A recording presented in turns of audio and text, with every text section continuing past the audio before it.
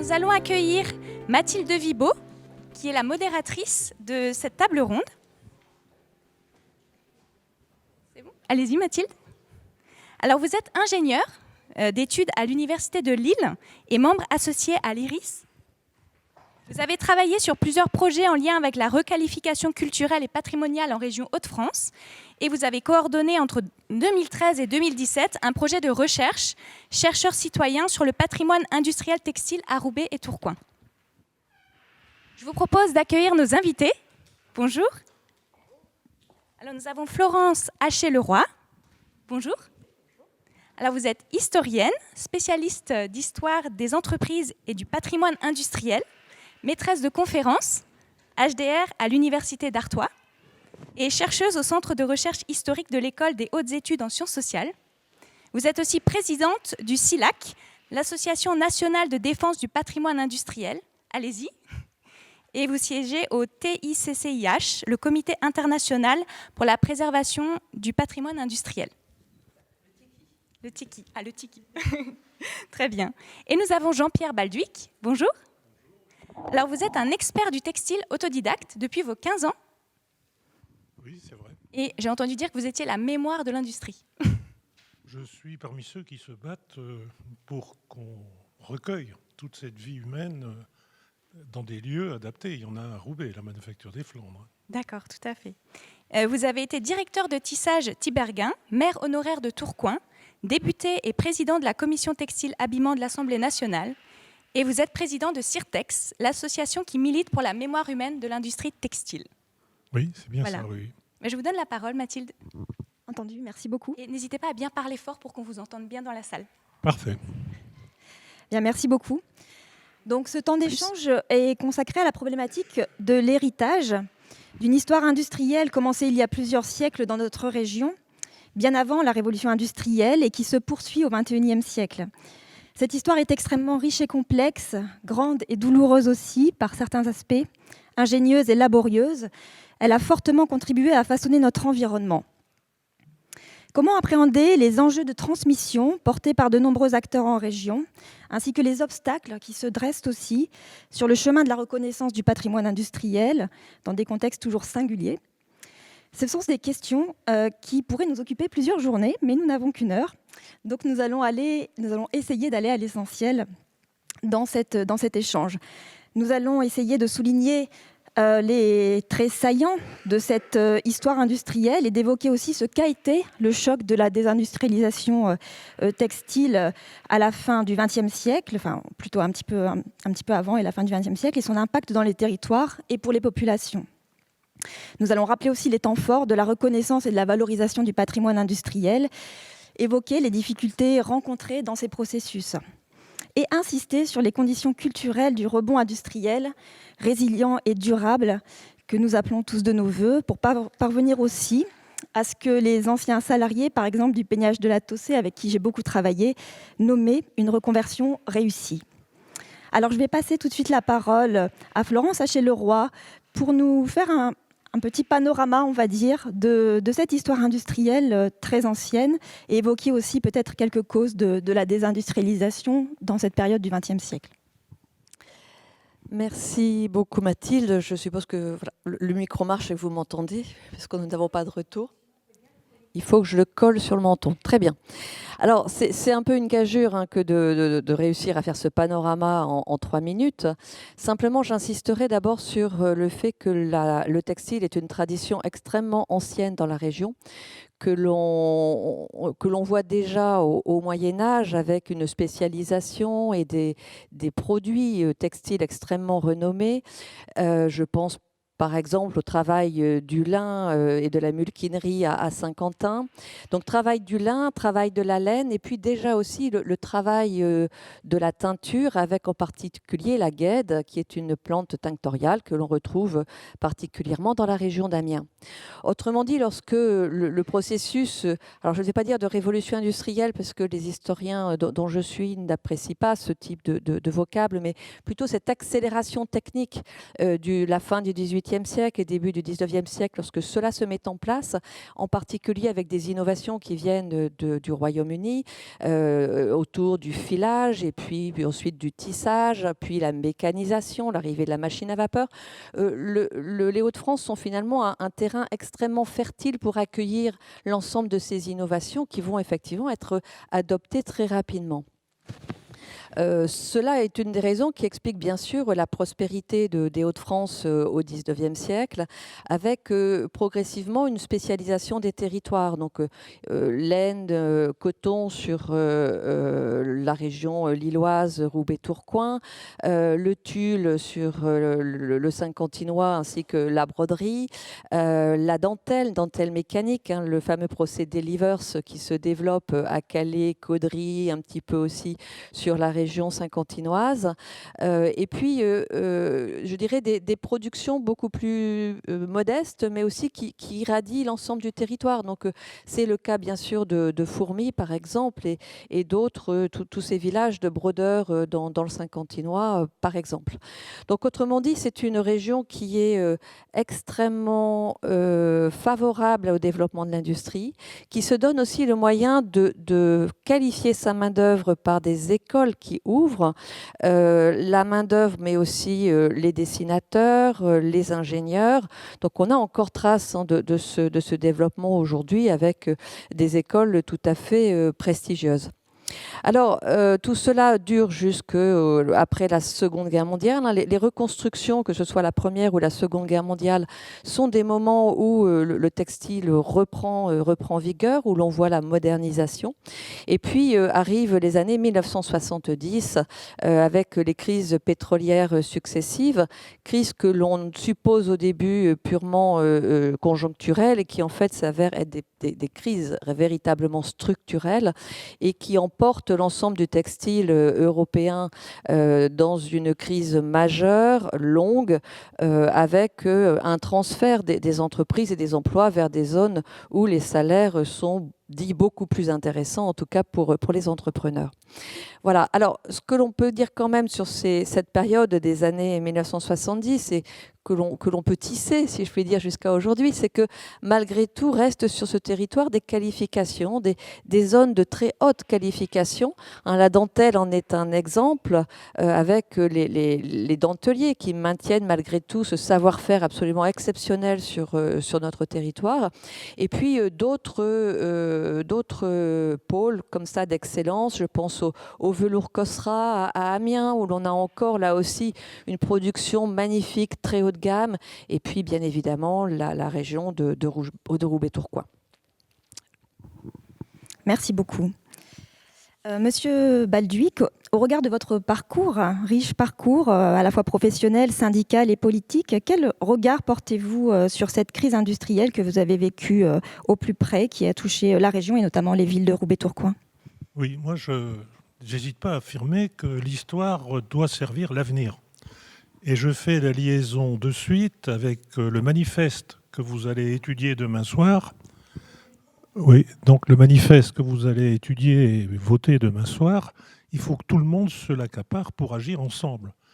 Que vous soyez créatrice, créateur d'entreprise, élu local, élu national, syndicaliste. C'est ce qui a manqué dans l'histoire du textile. Il n'y a pas manqué de lutte, de prise de position, mais il y a manqué de riposte et de propositions unanimes et d'un rapport de force. La communication, la démocratie, c'est un rapport de force. Les agriculteurs font ça très très bien. Je ne suis pas pour autant apôtre de la violence quand il y en a, mais quand il n'y en a pas, elle est aussi un moyen d'action. Alors, moi j'ai choisi de ne pas situer des responsabilités individuelles, pas dire les patrons ceci, les syndicats cela, les élus ils ont raté ça. Je me suis contenté de situer une responsabilité collective, qu'on soit comme moi, en partie ça fait quand même 20 ans, 19 ans élu, et commencé à travailler à 15 ans. Donc je m'associe aussi bien aux chefs d'entreprise qu'à l'ensemble des partenaires du textile pour mettre le projecteur sur l'erreur que nous avons commise. Il y a tout d'abord une évolution du marché incontournable. Quand j'ai commencé chez Paul et Jean, Tibérien à Tourcoing, nous avions deux collections par an. Une l'été, une l'hiver. Quand ma famille commandait dans la vente à distance, ils n'étaient pas surpris de recevoir une lettre « Vous serez livré dans 3 mois » ou dans 3 semaines, quand c'était du rapide. Donc, nous sommes passés maintenant, vous le saviez mieux que moi, à la mode éphémère, ça change tout le temps. On ne veut pas porter la robe de la voisine, donc il faut personnaliser. Et 24 heures colissimo, si vous ne vous engagez pas à envoyer le produit acheté le jour même, il vaut mieux le retirer de la collection. Alors, les usines de 9000 personnes comme la Lénière, c'est terminé. Les usines importantes, c'est terminé. Et nous sommes aujourd'hui confrontés au soutien. Et je salue la ville de Roubaix et ce qui se passe ici, parce que c'est l'exemple typique où il y a une solidarité entre les créatrices, les créateurs, et donc toute une aide dans les plateaux, les ruches, etc., qui aident ce renouveau. Le lin, par exemple, actuellement, ils vont recréer une filature. Donc, la vente à distance s'adapte aussi.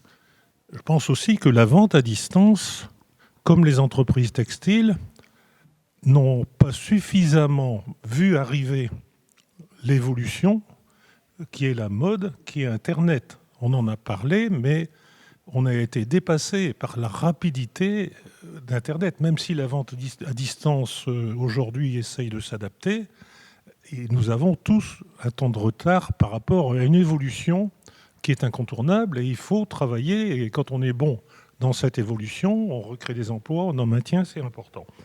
Donc on est à la période où il faut soutenir toutes ces créations nouvelles et les accompagner. On va peut-être... Attendez, je vais terminer ma page, comme ça il y en a pour longtemps.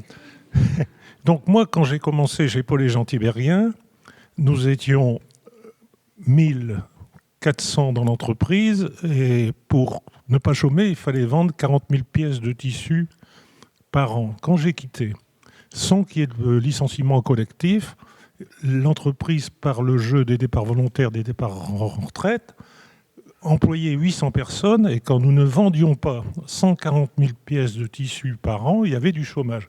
Donc, nous aurions dû davantage profiter à un moment donné. 22 000 Belges flamands ont quitté les entreprises textiles, et on a continué à embaucher pour maintenir des bas salaires, alors que c'était un moment privilégié pour peut-être moderniser, monter les qualifications et monter les salaires.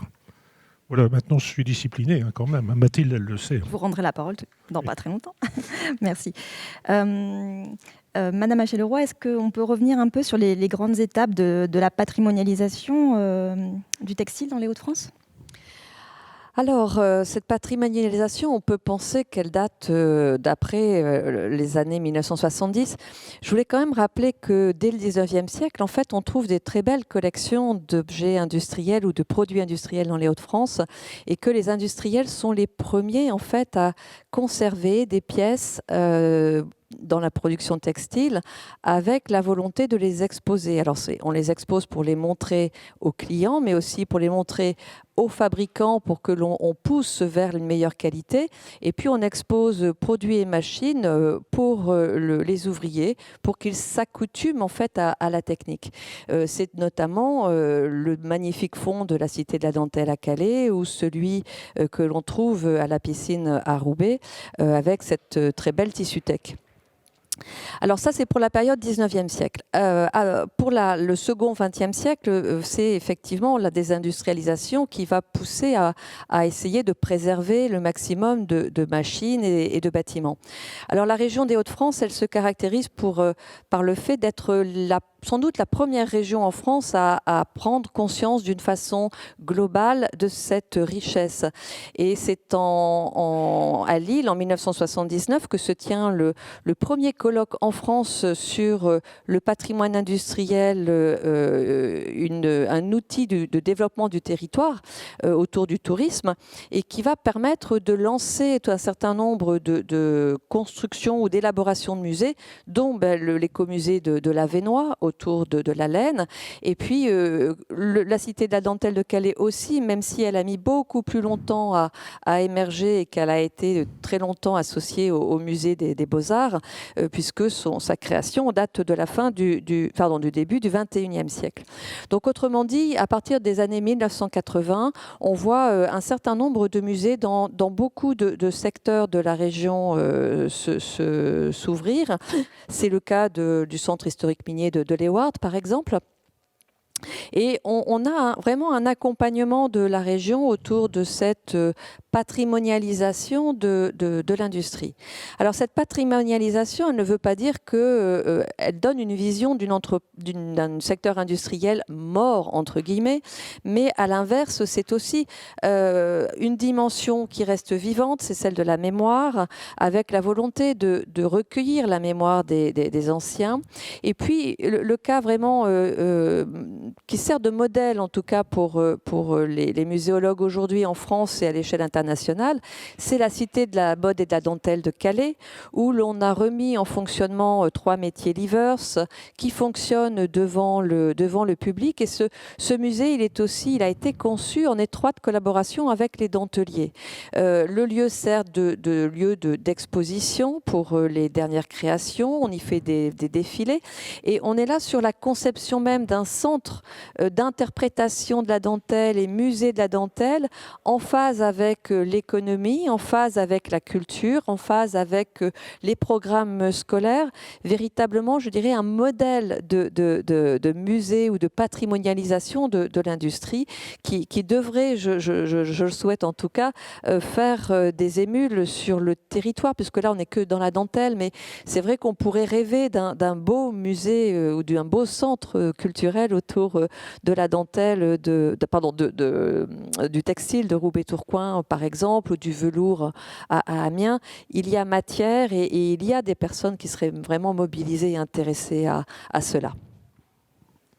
Merci. Alors c'est vrai qu'on pourra évoquer effectivement le musée de la manufacture également à Roubaix-Tourcoing ici, et puis évoquer peut-être ces questions d'échelle, puisque Monsieur Balduc, vous êtes bien au courant de ça. Il y a eu beaucoup d'initiatives portées aussi dans le cadre de ce qu'on va appeler des mobilisations citoyennes, mais qui sont aussi des continuités des luttes sociales en fait. Si on reparle des anciens salariés de la TOSé, on va dire qu'une démarche patrimoniale et mémorielle s'est inscrite dans la continuité de la lutte syndicale à la fermeture du peignage de la TOSé à Tourcoing. Donc c'est vrai que ces dimensions mémorielles et liées à la reconnaissance des parcours des gens du textile, des compétences, de l'histoire, etc., est aussi très articulée à l'histoire sociale elle-même. Et c'est pour ça que ce n'est pas toujours si évident de faire patrimoine, parce qu'on a effectivement beaucoup de choses qui se jouent en fait, dans ces enjeux de mémoire. Oui, Mathilde, très rapidement, je vais finir la première intervention, parce que nous avons commis tous ensemble, pendant cette crise, ces licenciements qui arrivaient par vagues, nous avons pensé que c'était une question de salaire. Et nous nous sommes laissés enfermer totalement, qu'on soit chef d'entreprise, syndicaliste ou élu, en disant il y a une différence de salaire, et on nous répétait partout que les salaires étant plus bas dans ces pays en voie de développement, la concurrence était impitoyable. Maintenant, on sait que les salaires peuvent constituer une part, mais que c'est minime. Et que ce qui nous a battus et ce qui continue à nous battre dans les délocalisations, c'est l'esclavage. On sait maintenant que les Chinois font travailler les Ouïghours dans des camps de concentration. On sait qu'une femme au Bangladesh, elle gagne 30 € par mois et qu'elle ne peut même pas. Elle perd son boulot si elle mène une action pour aller aux toilettes pendant les 10 heures de travail. On sait que les produits de teinture de tous ces pays-là ne sont pas aux normes européennes, contrairement à la fabrication française. Et donc, on sait aussi que toute la pollution de ces usines est rejetée dans l'océan. Et quand on achète du poisson en Boulogne, il y a du plastique qui vient, peut-être un peu de Roubaix-Tourcoing, mais en grande partie de toutes ces usines textiles au Bangladesh et ailleurs, où les rivières sont devenues des tapis roulants, emmenant tous les déchets vers la mer. Alors il y a des choses très importantes aussi. J'avais promis le secret à ce patron-là, mais je le répète maintenant, je vais pas, si vous me demandez qui c'est, je vais finir par le dire. Une des plus grandes entreprises françaises qui fabrique du tissu à Roanne m'a expliqué que 16% du prix de revient, c'est la création. Il y a des stylistes, on choisit des modèles, on fait des pièces types, on fait des expositions. Et tout ça, c'est 16% du prix de revient. Si un client indélicat prend un échantillon, le donne à des Chinois, par exemple, et que le Chinois copie, parce qu'ils savent copier exactement le même textile, c'est comme si on volait 16% du prix de revient à l'entreprise. Ce patron me disait, vous savez les horaires, les 35 heures, moi si vous me rendez... Si la France est capable de protéger la création, c'est pas un scandaleux. On crée, on protège la création. Et donc, une politique comme celle-là permettrait de lutter contre ces délocalisations sauvages. Alors, le textile, combien de fois n'ai-je pas entendu, y compris quand mes amis étaient au gouvernement, ce qui m'énervait encore plus que d'habitude, qu'il fallait bien sacrifier le textile si on voulait vendre des avions, si on voulait vendre des armes. Mais aujourd'hui, on a peut-être sacrifié le textile, mais nos médicaments, nos vaccins, ils viennent de Chine. Il faut une solidarité aussi d'État. Le CETI, Centre européen textile innovant, a fabriqué des masques. Tous les masques fabriqués au CETI sont dans des cartons à l'abri de la pollution. Au lieu d'acheter ces masques-là, on fait venir par avion des masques de Chine. Moi, je veux bien qu'on m'explique le bilan carbone d'un masque par rapport à ceux qui sont là en stock à Roubaix-Tourcoing, mais la solidarité de l'administration, la concrétisation des engagements d'un gouvernement, ça doit quand même se constater. Alors, il faut qu'on fasse aujourd'hui des consommateurs nos alliés. C'est eux qui doivent comprendre qu'acheter des vêtements très bon marché, ça finit par avoir un coût, qu'empiler des vêtements dans des armoires, et que ça vaut le coup quand même de se poser la question. Le Made in France est en train de gagner des parts de marché, et quand la grande distribution fait des rayons Made in France, ça veut dire que c'est un thème porteur, et donc c'est là où il faut. Il faut aussi ne pas oublier que la Belgique et surtout l'Italie ont gardé beaucoup plus que nous un potentiel industriel. Les Italiens vendent en Chine. Ils ont proposé aux Français d'aller avec eux. Nous, on n'est pas allés. Mais moi, je serais allé bien volontiers. C'est les patrons textiles qui ont dit qu'ils n'étaient pas assez aidés pour aller en Chine. Aujourd'hui, les Chinois qui ont un pouvoir d'achat, ils achètent de la mode, ils achètent des produits italiens. 12% des importations textiles en Chine, parce qu'il y en a quand même un peu, sont aujourd'hui au bénéfice de l'industrie italienne, qu'ils ont maintenu en état de marche des usines qu'ils ont dû fermer, qu'ils ont découpées en unités indépendantes. Et il suffit d'aller voir au Prato comment un gouvernement et des élus locaux et des chefs d'entreprise peuvent préserver un outil de travail. Moi, je me réjouis, on est en train de reconstruire une nouvelle filature de lin du côté de Sailly sur la Lys. On en a fermé une il y a une dizaine d'années dans un état impeccable à Neuville-en-Ferrain. Si au lieu de laisser les administrateurs judiciaires vendre tout le beau matériel à la ferraille, si on avait maintenu quelques unités comme ça en état de marche, ça aurait été important. Maintenant, je réponds à ta question, Mathilde, quand même. Parce que le grand défi qui était le nôtre, et puis je crois qu'on pourra en venir dans la deuxième partie, c'est de dépasser la bonne idée d'un musée de machines pour avoir un musée de l'histoire humaine. Donc ça, c'est capital. Parce que c'est tout le débat qu'on a eu avec les anciens de la Tossé, et c'est aussi les premières réalisations. Les anciens de la Tossé, il y avait dans l'association des... On ne peut pas rentrer dans tout le détail, monsieur Balbi. Non, mais c'est un détail important. Donc, ils sont capables de démonter une carde et de la remonter. Pour eux, leur mémoire ouvrière, c'est des machines. Et quand vous allez leur dire qu'on peut aujourd'hui, dans une pièce qui fait les 2 tiers de celle-ci, avec l'image, comme on descend dans les tranchées des guerres 14-18 dans les musées maintenant, on peut mettre les gens au milieu d'un atelier textile, mettre 40 métiers à tisser autour de vous ici, et on incorpore le bruit, l'odeur, l'humidité. Et qu'aujourd'hui, c'est pas intéressant d'avoir une carde qui tourne avec tous les dangers que ça représente, alors que dans les ateliers textiles, il y en avait 80, 90. Donc il faut, je pense, moi, que les lieux de mémoire aujourd'hui ont été en priorité des lieux de machines qui ont été préservés, et il faut maintenant, vitesse grand V, recueillir les témoignages des femmes et des hommes du textile, parce que cette partie-là de l'histoire, c'est leur dignité, c'est comme ça qu'on leur rendra confiance en eux-mêmes, et nos musées ne peuvent pas être uniquement des souvenirs de machines. Il faut maintenant s'occuper d'art. On est en retard. Vous savez, c'est comme la guerre d'Algérie, hein. Si on n'interroge pas les témoins, il n'y en a plus. Et ben dans le textile, on est en train de faire un film avec les femmes des mines. Elles ont mon âge, hein, c'est-à-dire qu'elles sont largement au-dessus de 60-70. Et si on ne fait pas le film dans les deux ans qui viennent, on aura du mal.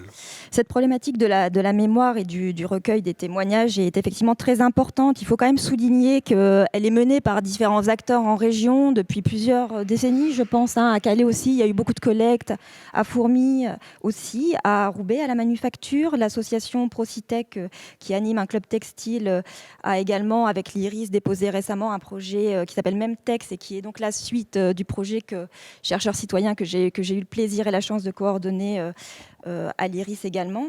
Et donc effectivement, il y a eu ces collectes. Le problème, c'est qu'elles sont effectivement assez disparates et pas forcément valorisées. Donc là, il y a peut-être un travail d'identification. Mais pour poursuivre, et on pourra revenir dessus si besoin. Je souhaitais poser une question à Florence Haché-Leroy. Justement, on se rend compte dans ces projets de construction patrimoniaux. Alors c'est vrai que le projet Chercheurs citoyens avait pour but de comprendre la demande des anciens salariés de l'ATOC, mais aussi, finalement, de fil en aiguille, on s'est tous mis autour de la table, y compris le monde industriel. Alors, c'était petit, on a fait quelques liens, c'était pas encore assez, on s'en est rendu compte finalement peut-être dans le projet, mais il était déjà avancé, on aurait souhaité continuer, bon, c'est une autre histoire. Mais la question, c'est la question des différentes cultures sociales, professionnelles, de gens qui sont autour de ces enjeux de patrimoine, mais qui ont des cultures différentes. Alors, comment on arrive à faire fonctionner ce type de dynamique? C'est aussi tout l'enjeu, je pense, de ces processus. Oui, alors, le patrimoine industriel, c'est à la fois du patrimoine matériel et du patrimoine immatériel. Donc je nuancerai le propos de M. Balduic, parce que lorsque l'on préserve une machine, on préserve aussi des savoir-faire. Simplement, la difficulté, elle est à présenter ces savoir-faire dans des parcours muséographiques. On ne peut pas saturer non plus l'espace de témoignages. En revanche, il y a énormément de bases de données de témoignages qui existent et qui sont consultables, et en particulier par les chercheurs. J'insiste là-dessus parce qu'il y a eu beaucoup de programmes faits par des ethnologues qui ont beaucoup travaillé pour justement préserver cette mémoire. Alors, juste une petite indication, quand on mène comme ça une campagne d'entretien oraux, c'est qu'on s'attache à avoir une représentation de l'ensemble des métiers de l'entreprise. Moi, mes étudiants, je leur dis tous les métiers de l'entreprise, c'est-à-dire à la fois de l'ouvrier au contremaître en passant par le directeur. Vous n'oubliez pas le médecin du travail, vous n'oubliez pas l'assistante sociale. Puis je leur demande aussi d'aller voir le curé du village et puis l'épouse du directeur comme l'épouse de l'ouvrier, parce que tout ce petit monde forme une communauté qui finalement interagit avec l'usine et l'industrie. Et puis, il me semble aussi qu'aujourd'hui, on a une nouvelle dimension intéressante qui s'appelle le tourisme de savoir-faire. Donc, je pilote là, à l'échelle des Hauts-de-France un joli programme de mise en valeur du tourisme de savoir-faire qui est mené par l'association Entreprises et Découvertes en partenariat avec 10 filières économiques et le ministère de l'économie et la direction du tourisme. L'objectif, c'est justement de faire ouvrir les les entreprises, faire ouvrir les portes de l'entreprise au grand public et pas seulement à quelques petits, pas quelques privilégiés. Et moi, mon objectif avec mes étudiants du master gestion du patrimoine culturel, c'est de faire de ces visites des visites culturelles, c'est-à-dire d'associer à la fois l'histoire de l'entreprise, l'histoire des métiers, au moment où on parcourt l'entreprise, au moment où on parcourt les salles de métier, et puis de dire aux visiteurs, au-delà de cette entreprise, à côté, vous avez par exemple un musée textile, vous avez un patrimoine textile que vous pouvez visiter. Et aujourd'hui, mes étudiants travaillent comme ça sur l'élaboration de parcours sur le territoire qui vont permettre de développer cela. Juste pour la petite histoire, il se trouve que dans notre observatoire de la visite d'entreprise, 15 millions de visiteurs en 2019 en France autour de la visite d'entreprise. Les Hauts-de-France sont avant-derniers. C'est l'avant-dernière région en termes de visite d'entreprise. Donc cela pour vous dire qu'il y a un énorme travail à faire et que je crois que cet après-midi ou hier, il y avait Luc Sénécal qui devait parler de Saint-James. Luc Sénécal est aussi membre d'Entreprise et Découverte, au-delà de ses fonctions de président d'Entreprise Patrimoine Vivant. Et il ouvre son usine à la visite. Voilà, c'est près du Mont-Saint-Michel, c'est une visite super.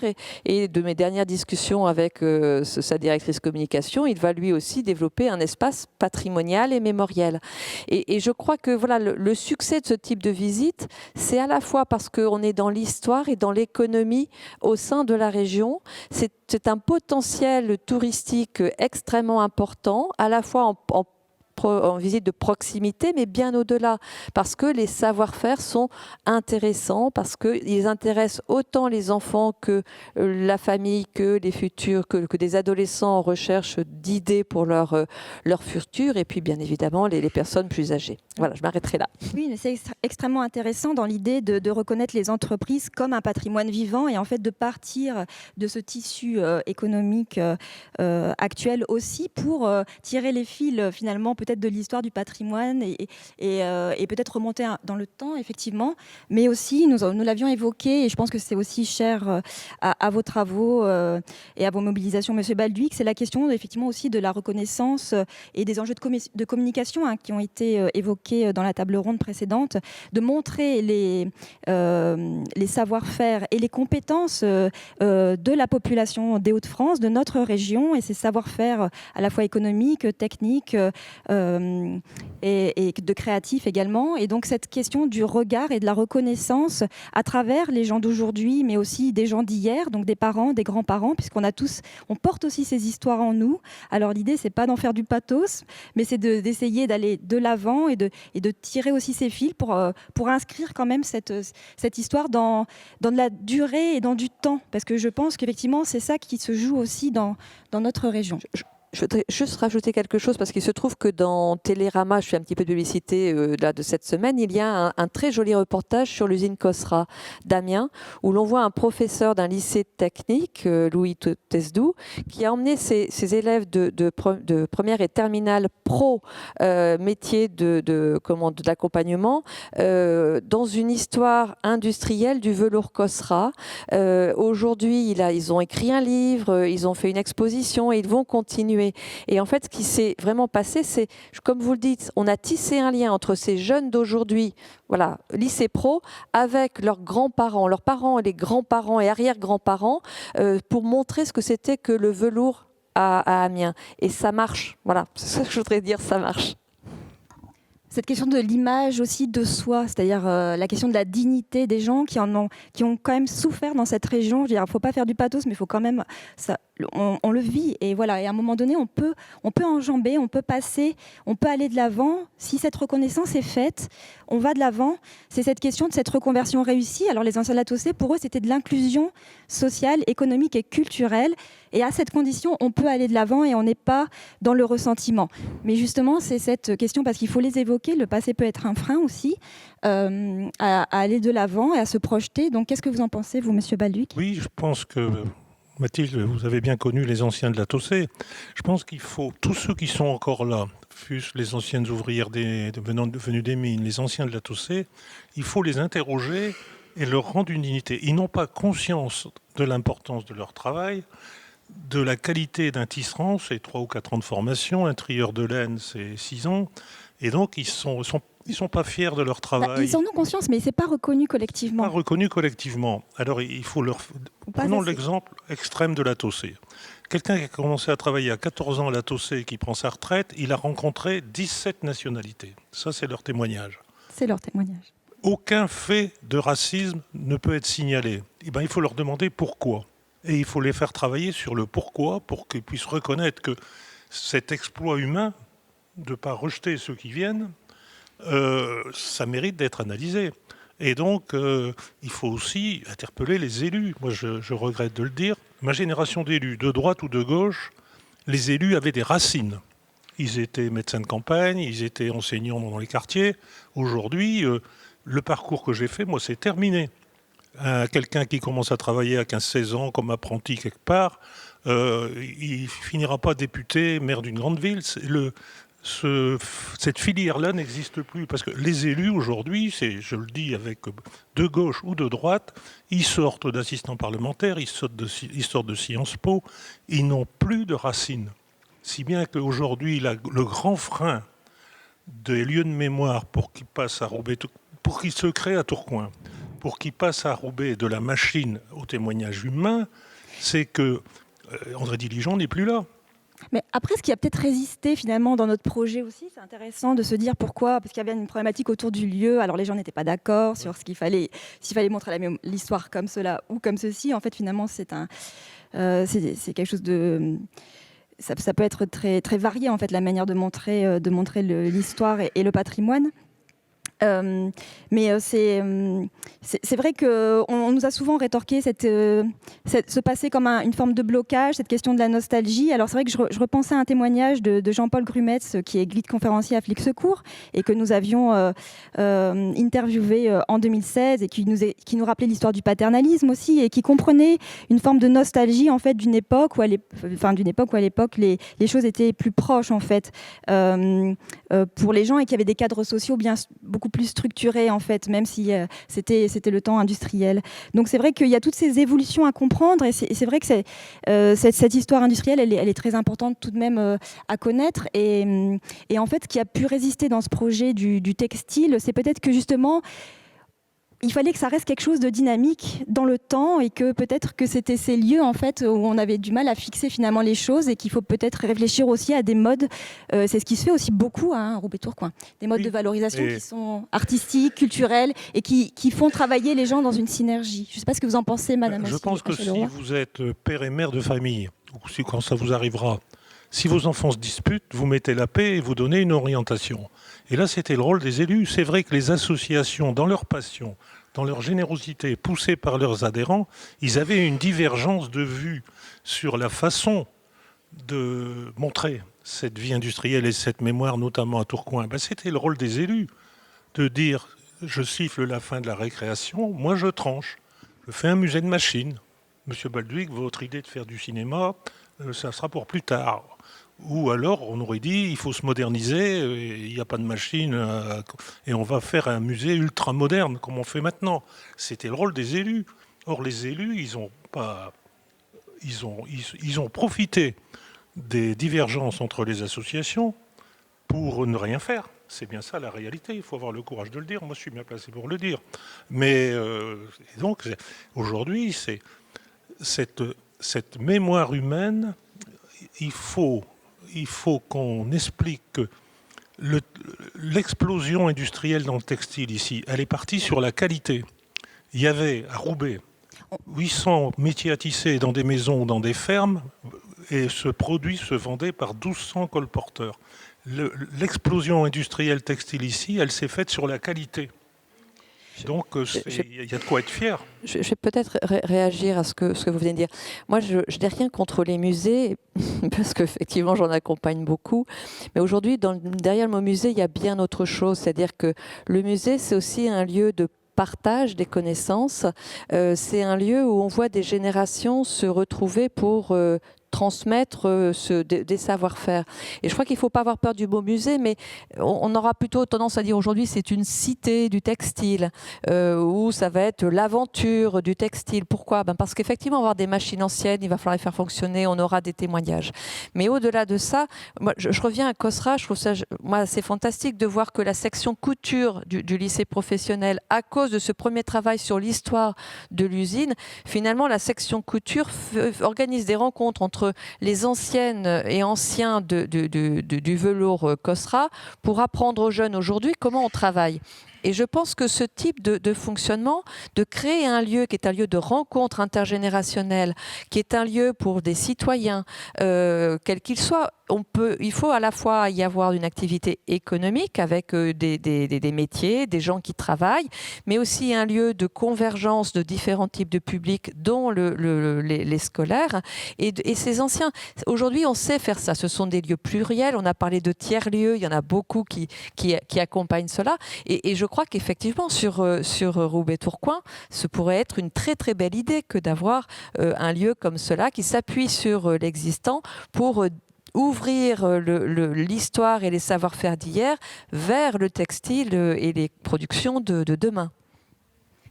On va donner la parole à... Il ne nous reste plus que 5 minutes avant la fin de cette table ronde. Il y avait une question du public qui pourra peut-être compléter par rapport à ce que vous avez déjà dit. C'était concernant comment on peut attirer les jeunes à se former dans les secteurs de la mode dans le Nord. Est-ce qu'il y a des choses à mettre en place ? Qu'est-ce qui est en cours de développement ? Qu'est-ce que vous pourriez dire, s'il vous plaît ? Alors, moi, je vais avoir une réponse très simple. À chaque fois que j'emmène mes étudiants dans des usines, quelles qu'elles soient, parce que j'ai une unité de formation à la visite d'entreprise en Master 2, d'abord, les directeurs d'usines leur disent « mais venez chez nous, on cherche des gens », mais surtout, eux découvrent un univers qu'ils ne soupçonnaient pas. Donc, moi, je plaide, quand j'étais enfant, mon instituteur m'a emmené dans les usines, ou nous a emmenés dans les usines du territoire, j'habitais en Picardie, et je plaide pour que l'on on renouvelle ces visites dans les usines. Je plaide pour que les directeurs d'usines ouvrent leurs portes. On sait le faire. Il y a Entreprises et Découvertes qui a travaillé avec les chambres de commerce et d'industrie pour élaborer des protocoles de visite pour s'assurer de la sécurité, du secret professionnel, etc. Ouvrons les portes des usines pour attirer justement les jeunes pour qu'ils se rendent compte des métiers qui existent. Voilà. Et des tiers-lieux. Et des tiers-lieux, bien sûr. Merci beaucoup. Vous souhaitez compléter, Monsieur Balduc ? Bon, je dirais la même chose. Il faut emmener des jeunes qui sont à la recherche d'un travail ou qui pensent qu'il n'y en a pas, emmener des chômeurs en fin de droit dans un atelier textile, ici, dans un tissage, une filature moderne, filature de lin, en leur disant, écoutez, voilà, si vous êtes sérieux, si vous voulez vous battre pour trouver un emploi, on peut vous signer un contrat d'apprentissage. En 2 ans, on peut vous apprendre à filer, à tisser, à trier le lin, et nous, on embauche et on gagne plus qu'un fonctionnaire. Moi, j'ai passé mon temps à recevoir des gens en disant que quelqu'un, si vous avez un gamin qui a le courage d'aller travailler dans le textile à Bézieux ou une fille qui est prête à travailler dans un atelier de confection, voire à créer son emploi, elle gagnera plus que catégorie C de la fonction publique. Il faut quelquefois clamer des évidences. Merci beaucoup. Il faut leur montrer ce que c'est. Oui, tout à fait. Alors c'est vrai que ces synergies, on le voit bien, entre acteurs culturels, patrimoniaux et acteurs économiques est vraiment quelque chose à creuser, me semble-t-il. Et puis l'association de la jeunesse, pour citer aussi Georges Dubois de l'entreprise La Lénière, également interviewé en 2016. Il faut montrer aux jeunes d'où l'on vient, ce que l'on est et ce que l'on va devenir. Et c'est vraiment ce fil du temps projeté vers le futur qu'il faut développer. Ok, merci beaucoup en tout cas pour cette table ronde. On va pouvoir continuer notre programme. Vous souhaitiez peut-être dire encore un petit mot pour conclure ? Oui, moi juste pour dire qu'en fait, il y aurait une idée aussi qui est assez simple, qui serait de fédérer l'ensemble des lieux de mémoire du textile dans les Hauts-de-France. Parce que voilà, on en a cité un certain nombre. On pourrait aussi parler à Frénois-le-Grand de la Filandaire. Voilà, il y en a beaucoup qui ont énormément de qualité, qui ont des métiers, des métiers à tisser classés au titre des monuments historiques, des savoir-faire absolument exceptionnels. Et je trouve que si on pouvait leur donner une visibilité par un réseau, ce serait quelque chose aussi de très utile. Merci beaucoup. Passez une bonne journée. Merci.